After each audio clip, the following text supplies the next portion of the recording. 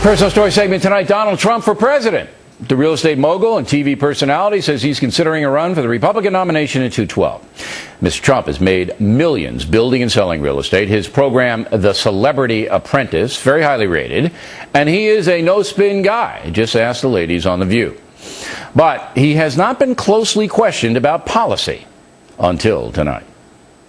Obamacare. Do you believe the federal government has an obligation, a moral obligation, to provide people who can't afford health insurance with health insurance? I certainly would like to see. You know, I have a big heart. I really do, despite what you may think. I mean, I have a great, big, fat, beautiful heart. And when people are in trouble, I like to help them out. We have a moral obligation to help people. I really believe that. I believe that strongly, and not everybody does. So there would be Trump care then? Well, it would be a form of much better. As an example, I have a big company. When I buy health insurance, I can't go across state lines to buy it. Yeah, you know that's why? Obvious, right.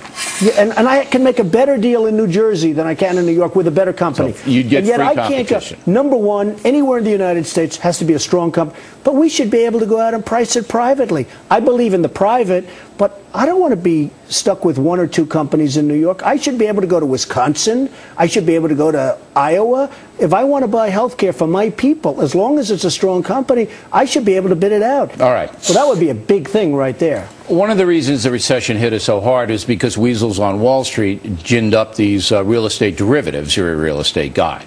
Would you crack down on Wall Street? Would you have more regulations on these people, more rules they have to follow over there? I would not do that. You're making it so tough for our companies and our Wall Street people, let's use the word nicely, our Wall Street people to compete with the rest of the world, because you have guys in London, guys in Switzerland, guys in Hong Kong that are giving very, very good deals, and they don't have the kind of regulation that we have here. So I'm not a big regulation person. Okay. All right. Now, you have a situation where the unions, all right, are being attacked by some governors because the public service unions, tremendous perks. Okay.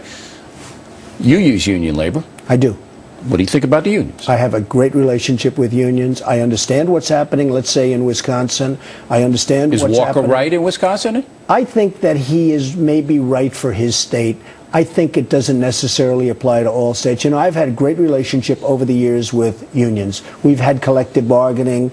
I've become very wealthy. I've dealt with unions because, as you know, New York is largely unions. You're dealing with them. I have great friends that are in unions and heads of unions.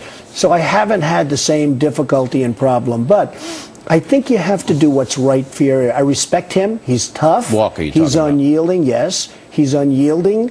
And maybe sometimes too unyielding and maybe not too unyielding. He wants Wisconsin to come back. He wants to have a great balanced budget. So I understand what he's doing. All right. Illegal immigration.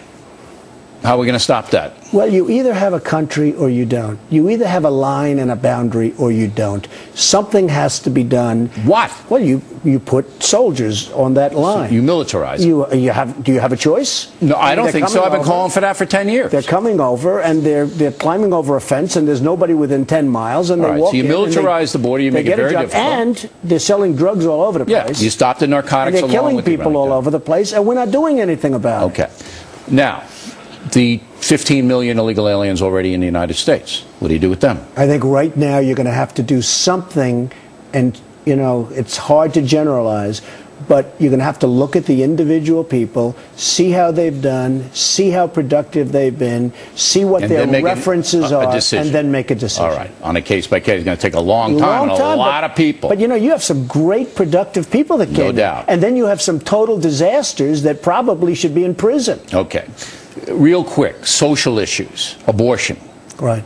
You favor it? No, as you know, I'm pro-life. Okay, so you're pro-life on abortion. Would you outlaw abortion? Well, I'd go a pretty strong step. Something I don't like. I used to not be pro-life. I've become pro-life. I've seen friends that had children that they didn't want, and now they have children and they're the apple of the eye. So I've really changed my views over the years, but I am pro-life. I would really, I'm forming an opinion. I'm forming a very strong opinion, but I'll let you know in about 3 or 4 weeks if I decide to. All right. Gay marriage. Favor it? I'm against it. Why? I just don't feel good about it. I don't feel right about it. I'm against it. And I take a lot of heat because I come from New York. You know, for New York, it's like, how can you be against gay marriage. But I'm opposed to gay marriage. They say, the gays, that this violates their rights, that they are American citizens and they should have a right to live the same way heterosexuals live. And you say? Well, I think it's a tough situation.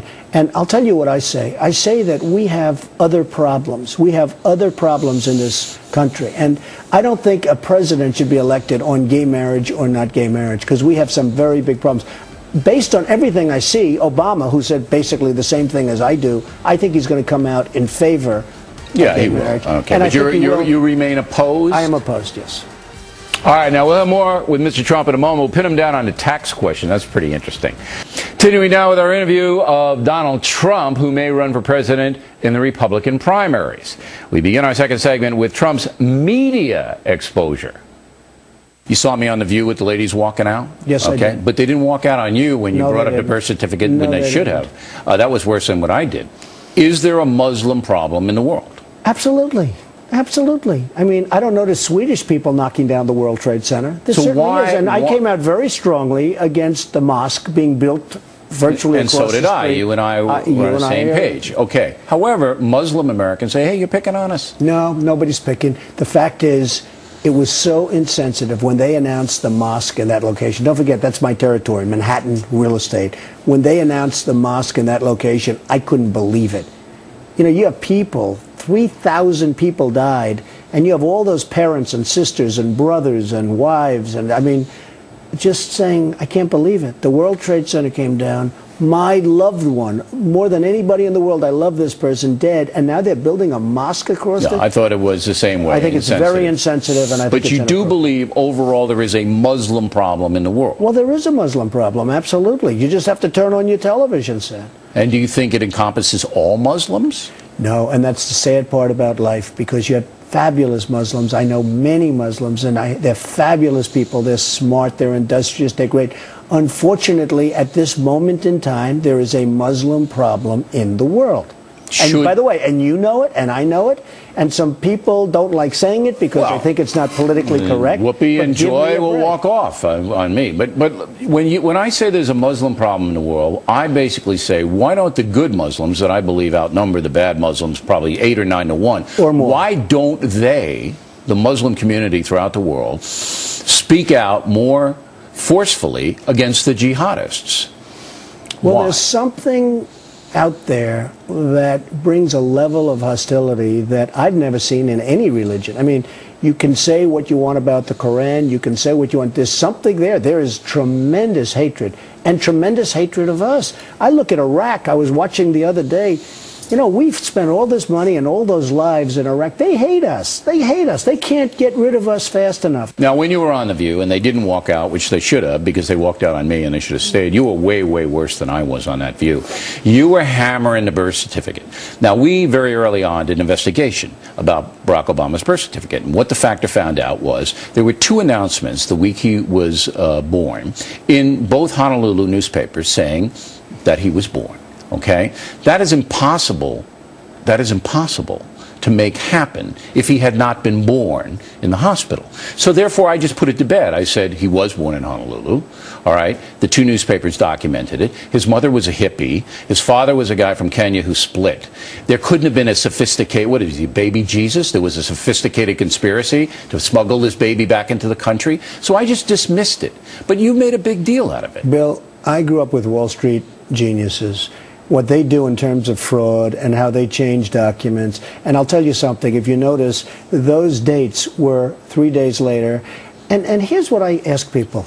Who puts announcements? Here are 2 poor people, a man and a woman with no money. They have a baby. There's announcements in the newspaper. The grandparents did it.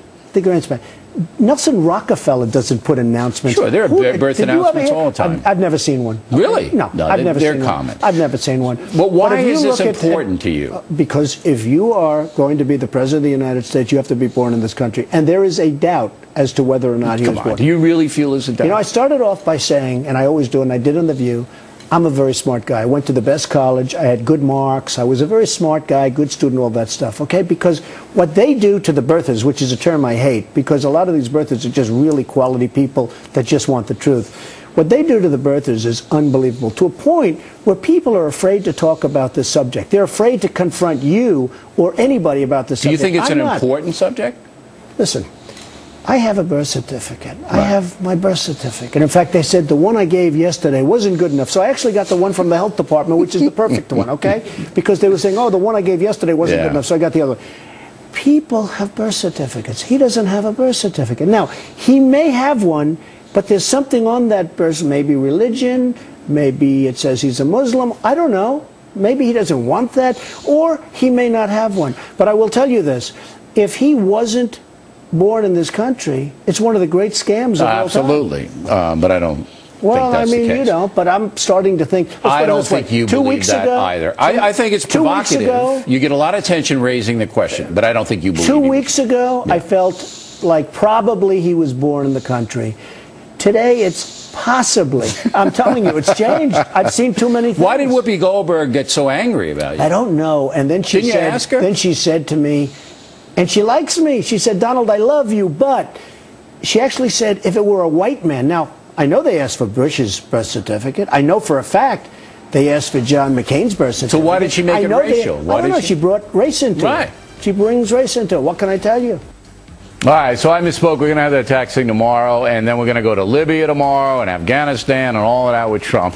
So we hope you tune in. It gets even more flamboyant. Directly ahead, Karl Rove on whether Trump has a chance. And if not, who does in the Republican side? And then Dennis Miller on the Trump interview, and also Secretaries Clinton and Gates avoiding Chris Wallace on Fox News Sunday. Miller wants to weigh in on that, and we hope you stay tuned for those reports.